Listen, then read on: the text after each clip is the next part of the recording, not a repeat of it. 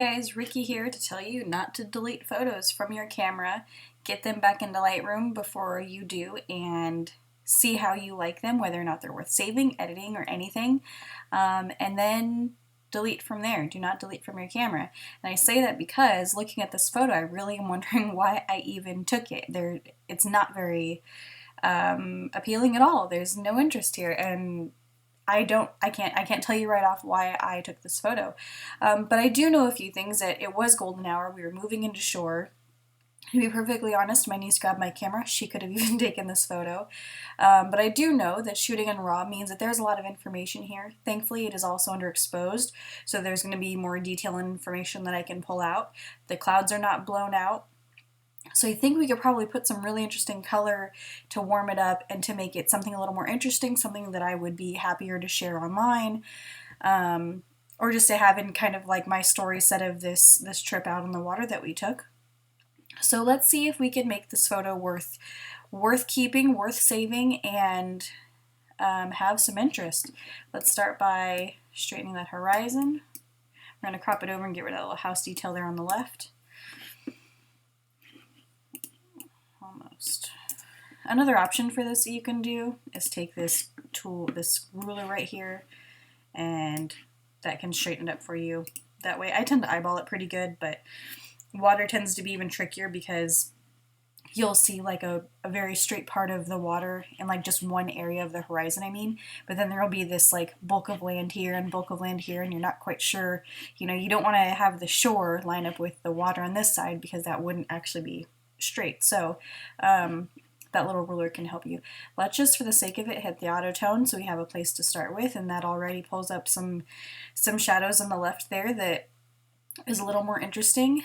Knowing that this is also golden hour, let's just go ahead and warm this photo up like a whole lot. I think we can get some good kind of sunsetty vibes going. Nothing too intense. I tend to not want to make it look completely unrealistic or spend hours on end editing the photo to make it, a stunner, but I think we could still have some fun with this. So let's go down here to the tone curve. Click that little button there to adjust this manually. Let's get our S going in here. And kind of see how changes are made. And you can see right there, that gives it more of a sunset mood already. Kind of more daylight, lose some detail, lose some color. Kind of see what we'll play with. This is one of those kind of photos where it's a little bit more challenging with the lights and darks because your histogram is just not going to be happy. Simply because, we have a bulk of dark information on the left and a big bulk of light information on the right. And to balance it out would give you like a very faux HDR effect, which I think might look kind of funny in the end. You could try and see how you like it, but I know that for my personal taste, that's not what I'd be going for. Kind of see how that changes things. Saturation. I don't want to make it too sunsetty, but I do want to see a little color. Greens, oranges. Check your saturation. Check your luminance. It's kind of fun right there. This little part of the clouds where like the light meets that first little bulk where it's like kind of gray. To me, that's a dead giveaway of like good editing or a photo that's been heavily manipulated, is whether or not that information is carefully altered and taken care of. Because if you tried to underexpose this a little bit, that doesn't look too bad. But if you keep going, it just gets to a point where like it's just not real, or then you just fully blow it out, which had I taken this at what would be considered the proper exposure, it would have been fully blown out. And that's hardly anything. So that's a big reason why I underexpose my photos more times than not, especially when there's sky involved. You'll never see me really overexpose anything or have proper exposure, especially because I'm shooting raw. There's just so much more information that I can get out of the photo. Because I also know I'm gonna touch everything up, and in real time I would probably spend 3 to 5 minutes on a photo. Seldom would I spend much more unless I was really, really trying to work through something. But that's just not the case for me, just because I typically go through quite a bit. So we can already see here, before, after. That is quite a difference. That part of the clouds up there is still bugging me a little bit. Kind of tweak the exposure and the highlights to settle it down a little. We can always zoom the photo out. Let's get the selector tool here, and we could start manipulating more specifically. If we burn the highlights and you press O, it shows you what you're selecting. Press O again so you can see what you're editing. Burning highlights would not be the best choice here. If we just go up here to exposure, we just kind of messed with it and see how, like, to me, I kind of like the softness of it being more like this. Zoom that back in. I like the softness of it not looking like a hole, kind of. But I also don't want to lose the color, so let's see how we can kind of play with this detail.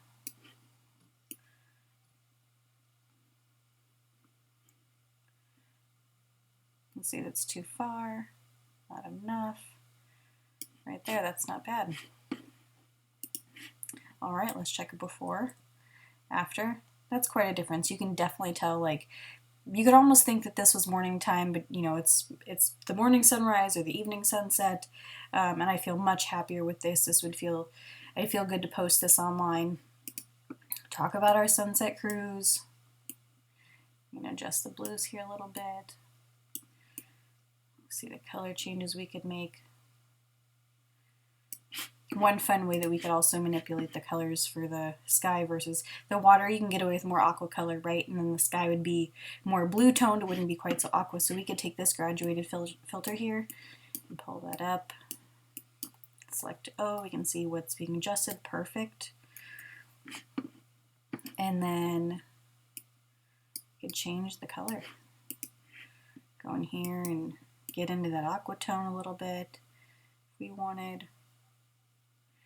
Puget Sound doesn't really have aqua-toned water, so I think it would look a little bit funny if we truly changed it too much, but it's fun to see what our options are, what it would look like if we really wanted to make these adjustments overall. Let's just go exposure there, there we go, tint. That'd be an easy one. Let's go back to this. I did not realize I was on exposure, not just color. We could just bring out some color if we wanted to. We could adjust color more from here again and kind of play with the options. I do like a little bit of the aqua blues in there. You know, just add some interest. It's definitely more striking than it was before, after. You know, some good, interesting colors in the water, some sunsetty sky. I'd call this a win. Final little touch if we wanted, since we got rid of that pesky little house on the side, is the spot removal tool. You can obviously take this into Photoshop, but this is an easy one to just let Lightroom correct for you. If you're not too finicky about it, and no one's honestly going to notice, unless you maybe like this, that would be pretty noticeable. But it's not, well, almost that trick kind of bugs me, but you know, and you can always move it yourself to being a different spot or whatever. And again, you could always take this right into Photoshop, but if I'm just looking for a quick editing job, which 9 times out of 10 I am, see what that little detail is right there. Sorry, we're bouncing all over. Okay, let's get that last little bit out of there. There we go. Okay, so it looks, well, it looks better already. We got all the distracting elements out of here. We have a good looking sunset. There we go. Not too bad. So I hope you guys found this encouraging. Do not delete photos off your camera. Wait until you get to pull them into Lightroom, and you know, see what kind of information is actually there, and you know, bring out some interest and have fun editing. You know, I know that this isn't, you know, a stellar winning photo, but I am happy with it. I'll be happy to have it, you know, in my little collection of images from this trip. And this is very pretty. It's very Puget Sound, very Pacific Northwest, and you know, it's not a bad photo. I'm glad that I took the time to look at it and not delete off my camera.